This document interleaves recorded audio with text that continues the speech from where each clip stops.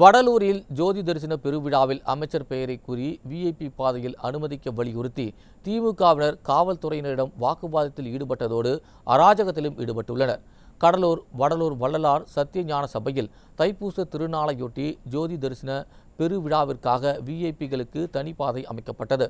இந்த பாதையில் செல்வதற்காக அமைச்சர் பெயரை கூறி திமுகவினர் காவல்துறையினரை கட்டாயப்படுத்தியதால் வாக்குவாதம் ஏற்பட்டது. கமிஷன், கலெக்ஷன், கரப்ஷன் ஆட்சியில் இலவசமான சலுகைகளை அனுபவிக்க திமுக கும்பல் எப்படியெல்லாம் திட்டமிடுகிறார்கள் என பக்தர்கள் குற்றம் சாட்டியுள்ளனர்.